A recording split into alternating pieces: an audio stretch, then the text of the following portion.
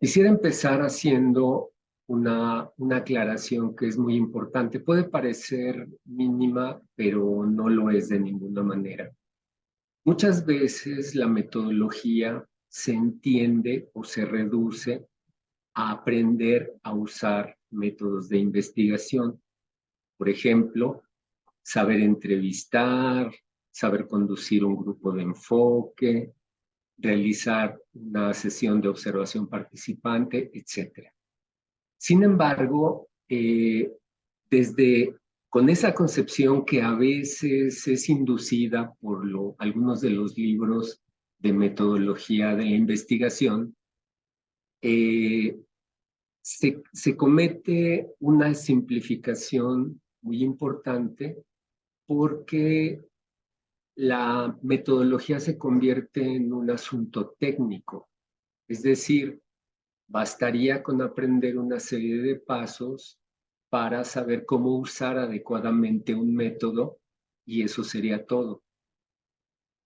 Y además esto se complica porque por la insistencia desde ciertas perspectivas en que tenemos que utilizar métodos que sean estandarizados. Más adelante vamos a ver por qué es un problema. Desde esta perspectiva, la metodología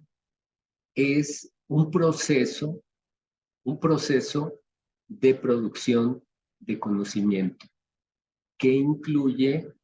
diversos componentes, sin los cuales terminamos reduciéndola a solamente algunos de sus aspectos. De este lado podemos ver un esquema de cuáles son los componentes de este proceso eh, que el psicólogo Jan Balsimer denomina el círculo metodológico. Tenemos por un lado las suposiciones básicas, solamente diré como ejemplo de ello eh, el que el funcionamiento psicológico ocurre siempre en tiempo real y por lo tanto ningún evento se repite. Eh, y en el caso de los seres humanos, esto requiere, o sea, para poder navegar, por así decirlo, en el tiempo irreversible, recurrimos a dispositivos semióticos, principalmente el lenguaje, pero no solamente. Esas son suposiciones básicas que tienen concepto y que tomamos como si fueran axiomas y con base en ellos vamos a hacer nuestros planteamientos, nuestra aproximación a la investigación y de ahí vamos a construir toda una serie de cosas. Diferentes perspectivas teóricas y diferentes tradiciones parten de suposiciones básicas distintas. Bueno, ese es uno de los componentes. Otro de los componentes es la teoría que ya se ha construido históricamente dentro de esa tradición psicológica. Esto incluye todas las teorizaciones en diferentes vertientes que puede haber dentro de esta tradición y que se han desarrollado a lo largo del tiempo y que son un punto de partida importante para la manera como abordamos el estudio de ciertos fenómenos. Otro de los componentes son los fenómenos que queremos investigar. No es lo mismo tratar de entender cómo es que una persona se ha convertido a lo largo de su vida en un cierto tipo de hombre o mujer, o en un atleta, o en una persona que cambió de género, etcétera, etcétera,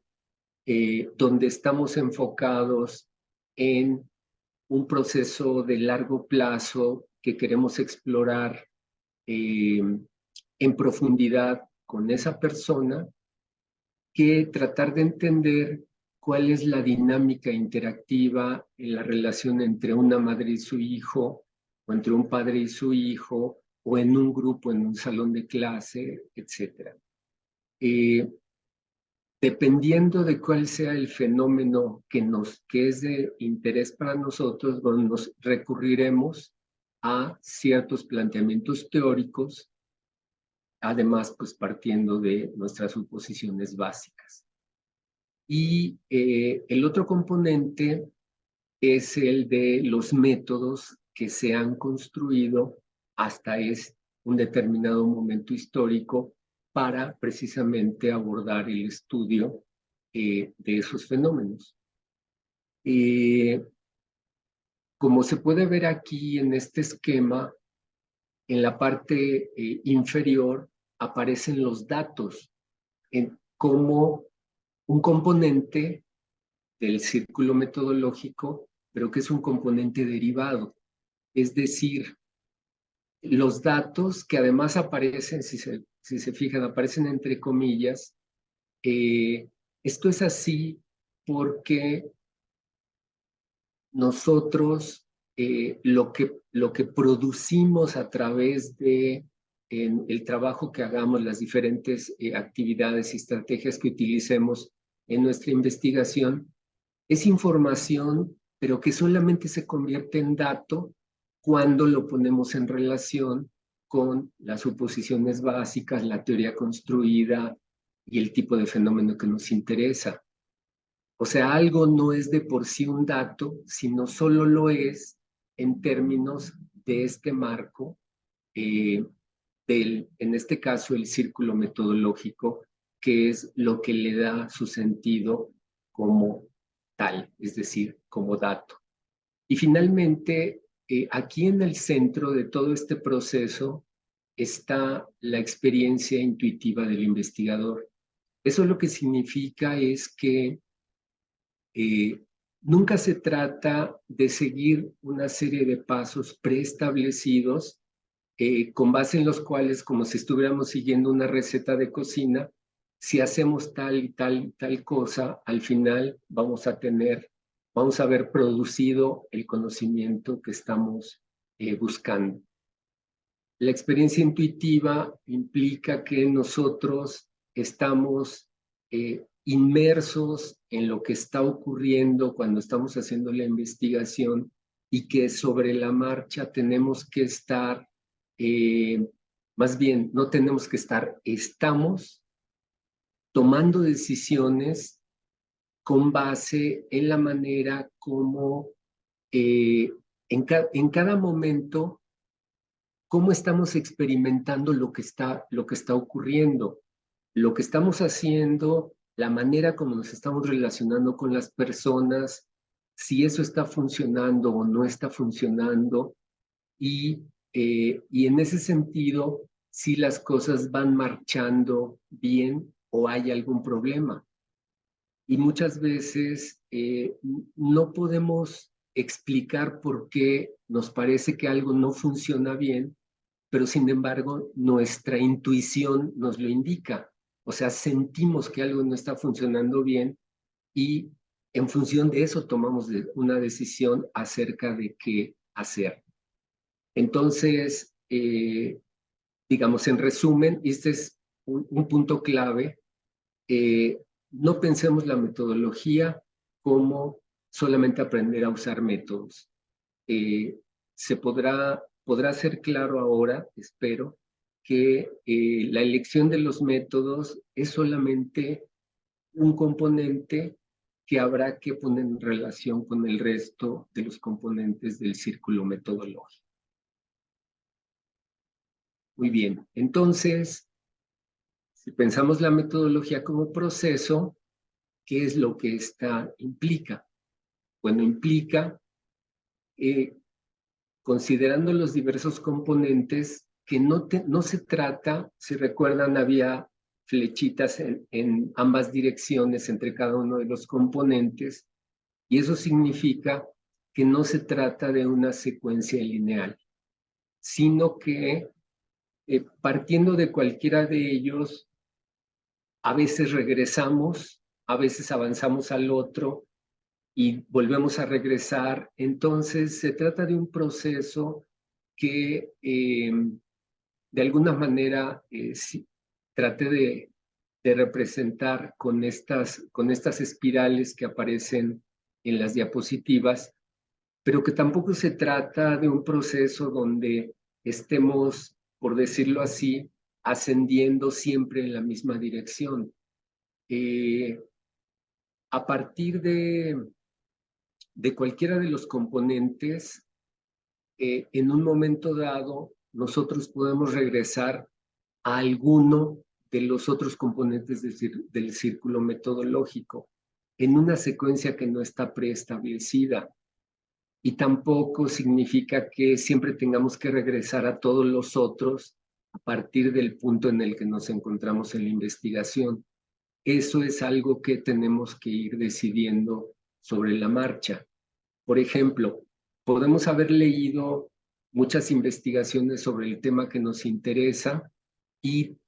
con base, con apoyo en la teoría construida, nosotros haber elaborado nuestra concepción del objeto de investigación. Pero en el momento en el que ya estamos en el campo iniciando la investigación, pueden ocurrir cosas que nos lleven a cuestionar esa idea que teníamos sobre el objeto de investigación, precisamente a partir de la experiencia que tuvimos de interacción con ciertas personas en ciertas situaciones, por algo que nos comentaron. A lo mejor no lo vimos, pero las personas nos lo comentan y eso nos lleva a cuestionar cómo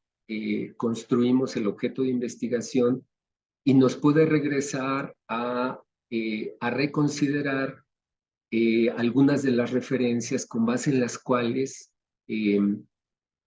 concebimos de esa manera nuestro objeto de investigación, nos puede llevar a hacer la búsqueda de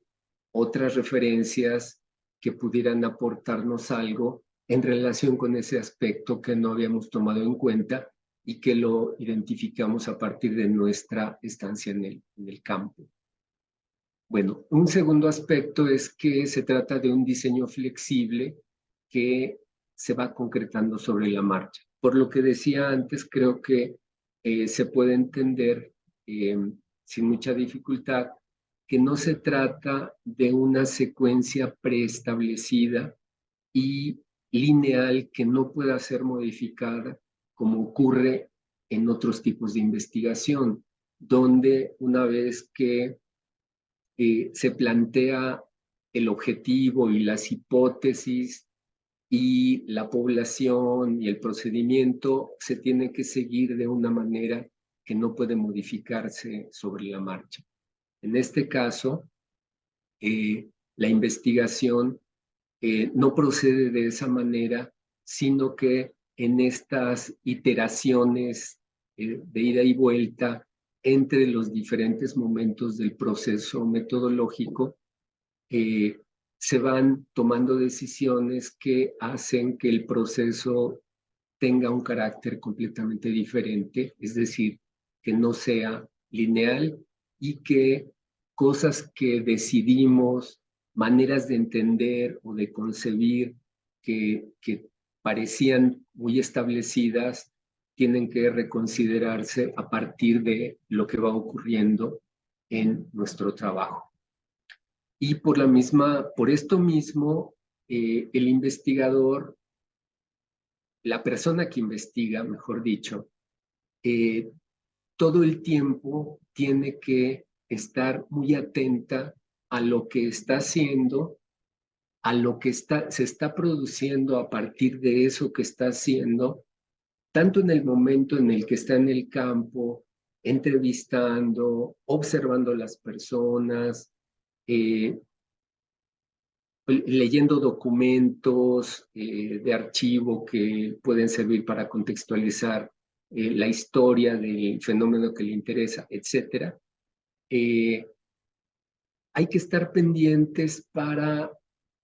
ver qué es lo que es, hacia dónde nos está llevando, o sea, cómo nos permite ir entendiendo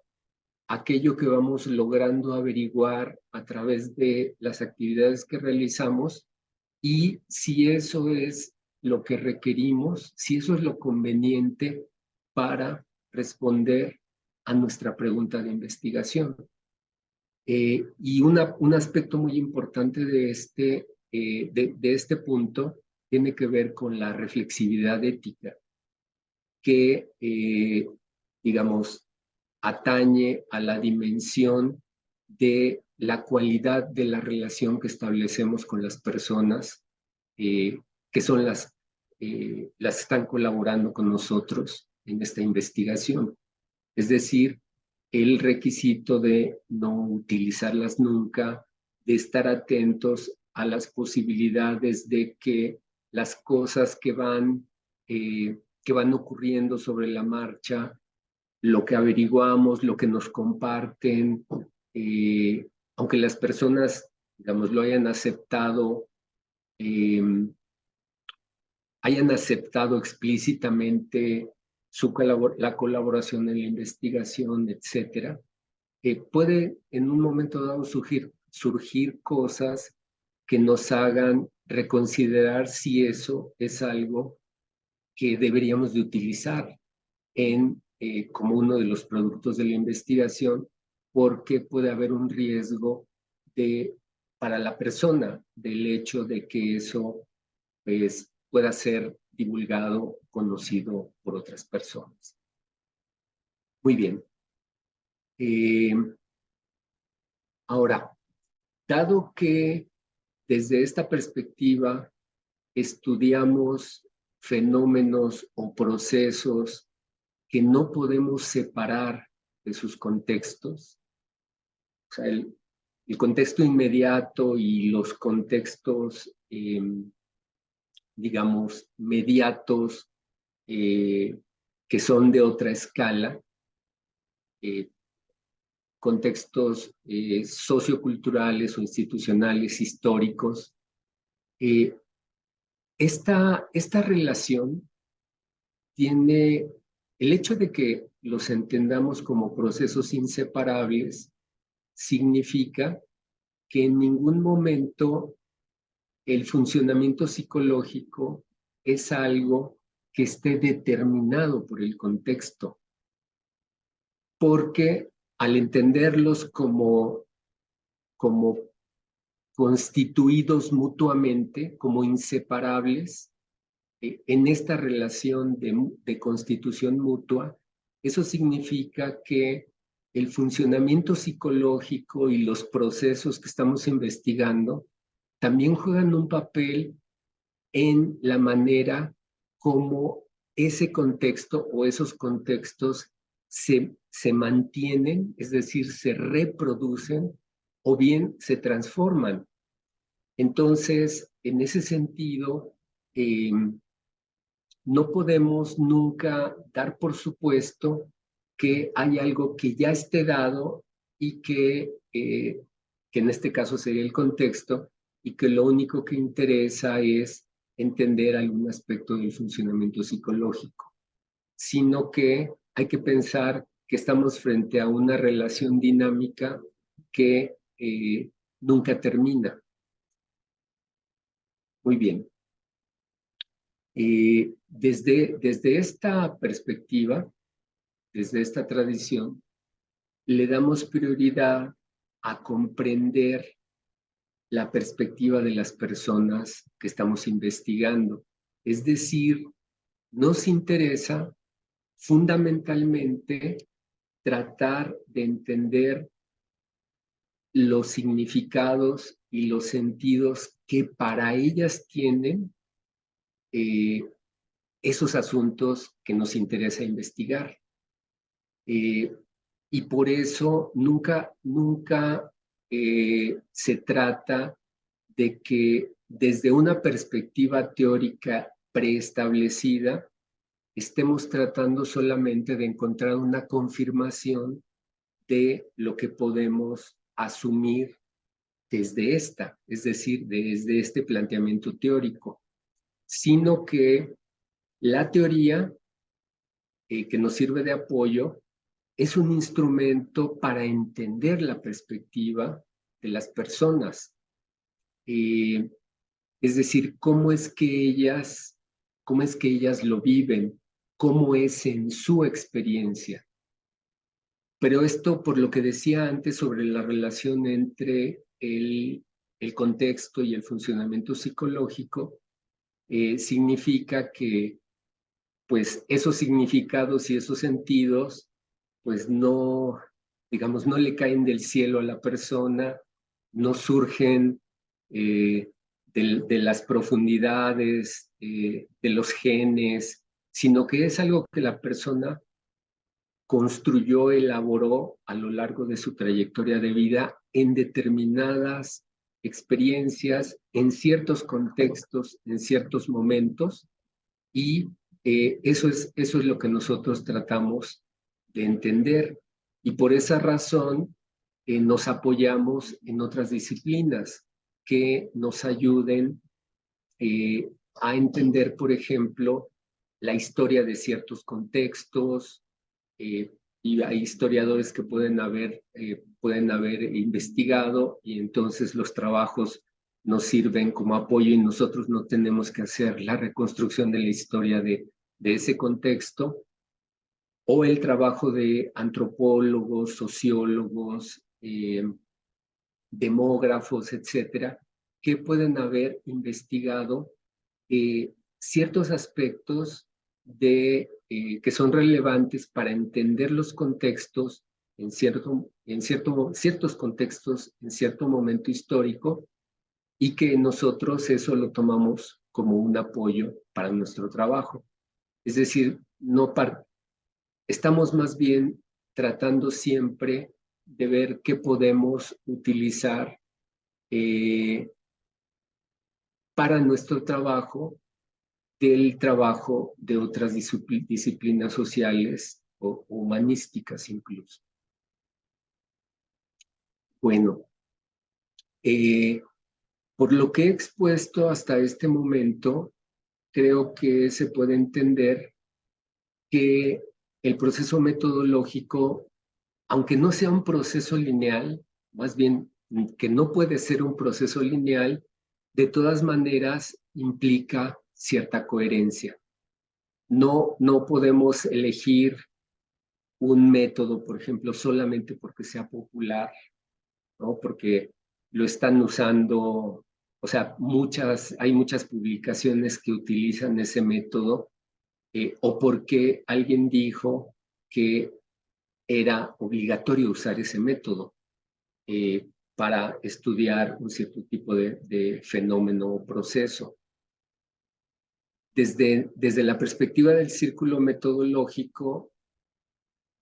lo importante es que la selección de ese método sea coherente con los otros componentes del círculo metodológico, nuestros supuestos, la teoría construida que hemos tomado como apoyo, el tipo de fenómeno que estamos investigando. Entonces, por esa razón, no tiene sentido hacer una elección, digamos, que rompa la coherencia del círculo metodológico. Y por esa misma razón es que consideramos que no tiene sentido la idea misma de estandarización en el uso de los métodos, porque uno de los requisitos digamos, para mantener la coherencia es que nos preguntemos si un método, aunque reconozcamos que es el más conveniente para obtener información sobre cierto proceso o cierto fenómeno, pero que sin embargo se desarrolló para trabajar con cierto tipo de población, con cierto tipo de personas, tenemos que preguntarnos si así como se desarrolló, nos va a ser útil para trabajar con otras personas, con otras características, en otro contexto, bajo otras condiciones. Ahí lo coherente, metodológicamente, es decidir cuáles son las adecuaciones que tendríamos que hacer a ese método para que sea la manera más adecuada de obtener la información que requerimos para responder a nuestra pregunta de investigación. Muy bien.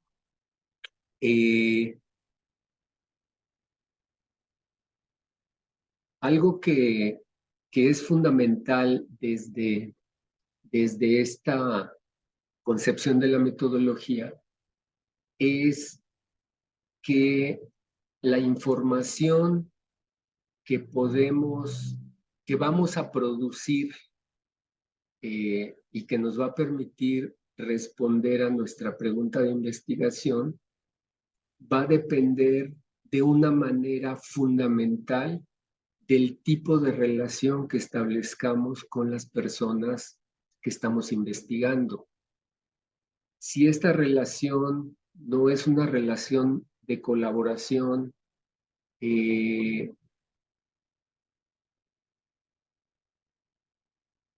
eso nos generará dificultades. Si la relación que establecemos con las personas no es una relación donde podamos haber logrado que las personas se sientan en confianza, no sientan ningún riesgo por el hecho de compartir con nosotros ciertas cosas sobre su vida o que nos permitan observar lo que hacen en alguno de los contextos de su vida cotidiana. Si no logramos construir esa relación, la información que obtendremos será una información que será limitada y en el peor de los casos será información que no será útil para responder a nuestra pregunta de investigación. Y esto lo que implica es, como ya también lo había señalado antes, una relación ética con las personas. O sea, las personas nunca debemos de convertirlas en el proceso de investigación en un objeto de nuestro trabajo. Siempre son sujetos con los cuales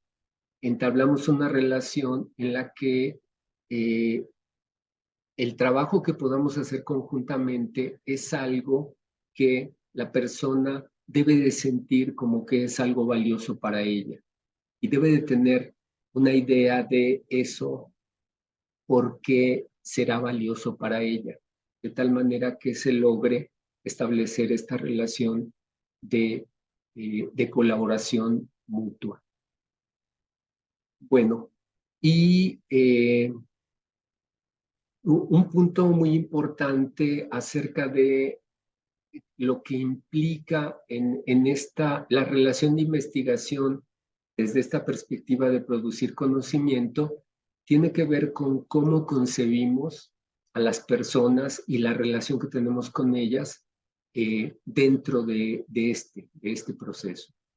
Por un lado, las asumimos como expertas de su experiencia, es decir, ellas son las que están en la posición que nos va a permitir entender y explorar primero y lograr entender eventualmente lo que significa para ellas esa experiencia. Entonces, partimos de que las personas son expertas de su experiencia y eso implica un requisito de que tenemos que esforzarnos para entender cuál es la lógica de su perspectiva. Y eso lo que implica es sobre todo un esfuerzo que tenemos que imponernos a nosotros mismos de no juzgar, no descalificar aquello que en primera instancia nos puede parecer extraño, condenable, aberrante, etcétera, porque no corresponde con mi perspectiva. O sea, lo que estamos tratando es de entender la perspectiva de la persona. Y eso requiere que hagamos un esfuerzo precisamente para lograrlo. si nosotros tenemos una actitud en la que valoramos negativamente algo que la persona nos está diciendo y hacemos un comentario en función de esta valoración negativa, eso podría, en el peor de los casos, dar al traste con la posibilidad de poderlo explorar en profundidad, porque la persona, pues, digamos, justificadamente entenderá que la estamos descalificando, que la estamos devaluando, que la estamos juzgando. Y aunque decida continuar en la investigación, muy probablemente cosas que nos diga, pues ya no van a corresponder con, digamos, su experiencia, su significado, sus sentidos, sino que buscará responder a aquello que considere que nosotros estamos esperando escuchar, ¿no? Es decir, lo que sería deseable socialmente y no lo que es su propia experiencia como sus propios significados, sentidos, tal y como ella los ha construido en su trayectoria de vida.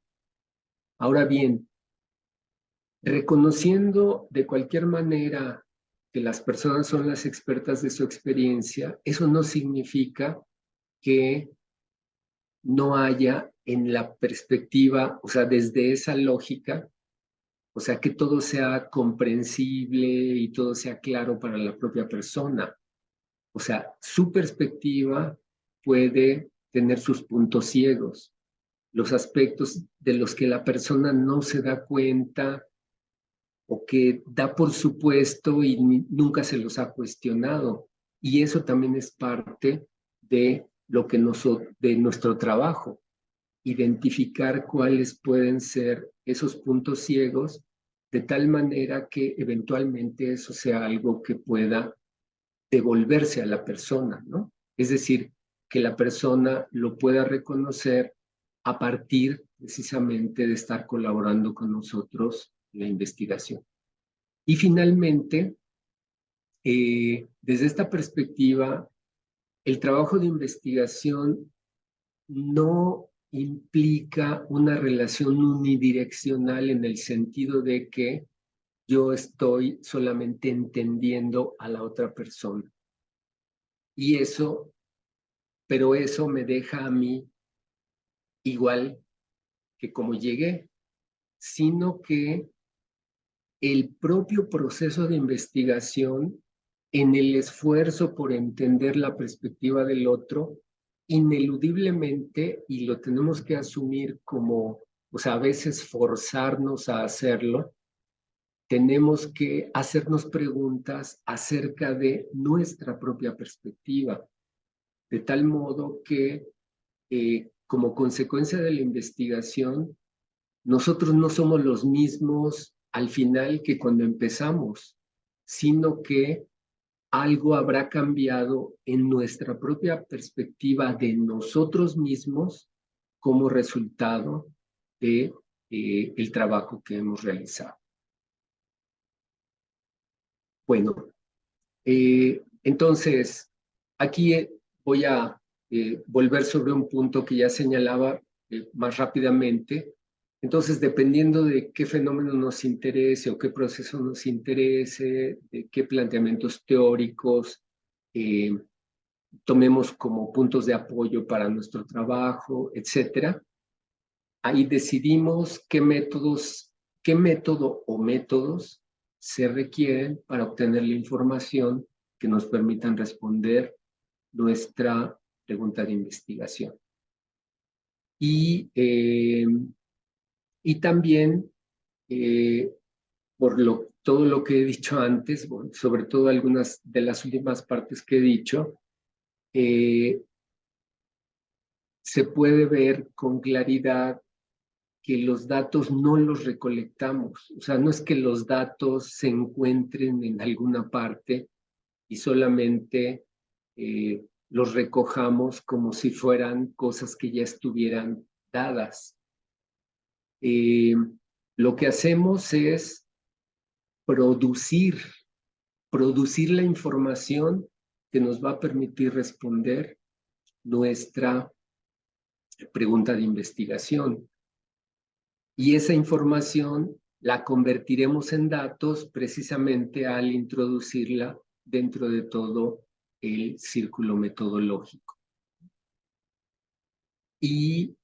dependiendo del tipo de relación que establezcamos con las personas, los datos, la información, perdón, que produciremos será la información adecuada y suficiente para responder a nuestra pregunta de investigación, o será información limitada, o en el peor de los casos, será información inútil. Y esto es algo que si en algún momento no nos conducimos éticamente en nuestra relación con las personas, o sea, siempre hay el riesgo de que la colaboración se pueda poner en duda o se rompa porque las personas sienten que la estamos juzgando, que la estamos descalificando, o que en el peor de los casos que le estamos traicionando en la manera como estamos usando la información. Bueno, y ya para ir cerrando, la información que producimos a través de nuestra relación con las personas que aceptan colaborar en la investigación, siempre la tenemos que someter a un trabajo que es constructivo e interpretativo. Es decir, la información no habla por sí misma. Nosotros tenemos que hacer que la información hable, para decirlo metafóricamente, y eso lo que implica es precisamente convertir la información en datos con base en el resto de los componentes del círculo metodológico. Y eso lo que implica también es que nosotros tenemos que asumir la responsabilidad precisamente de ese trabajo constructivo interpretativo, o en otras palabras, nosotros nos hacemos responsables de lo que estamos construyendo e interpretando. Y nunca podemos decir es que nuestros datos hablan por sí mismos. No, yo soy el que los está haciendo hablar, y en ese sentido asumo la responsabilidad de lo que estoy diciendo con base en la información que produjo. Y por lo que he expuesto hasta este momento, también se puede ver que no hacemos investigación para acumular datos, o se habla comúnmente tanto en libros de metodología como en revisiones, por ejemplo, de un campo de investigación, se habla de hallazgos. No se trata de acumular datos o hallazgos. Lo que se trata es de producir conocimiento, y producir conocimiento desde la perspectiva del círculo metodológico también tiene un sentido muy específico. Este sentido es el que el conocimiento que producimos consiste en un modelo teórico para entender el fenómeno o el proceso que investigamos. Es decir, no nos interesa generalizar estadísticamente, o sea, no pretendemos decir, esta persona representa, lo que encontramos con esta persona representa a un conjunto más o menos grande de otras personas. Lo que nosotros pretendemos es lograr un modo de comprender teóricamente el fenómeno o el proceso, es decir, hacer una generalización teórica. Ese modelo, esa manera de comprender, obviamente no es útil solamente para entender este caso, sino que nos sirve como un punto de apoyo para entender otros casos que pueden ser semejantes en algunos aspectos, pero que damos por supuesto que no serán iguales y que por lo tanto este modelo teórico, esta generalización teórica, será solamente un punto de apoyo para producir otros modelos teóricos que nos permitan ir cada vez entendiendo mejor la diversidad de fenómenos o procesos tal y como ocurren en la realidad, en vez de pretender que hay una uniformidad o que lo que predomina es que ocurra de una determinada manera. Muchas gracias.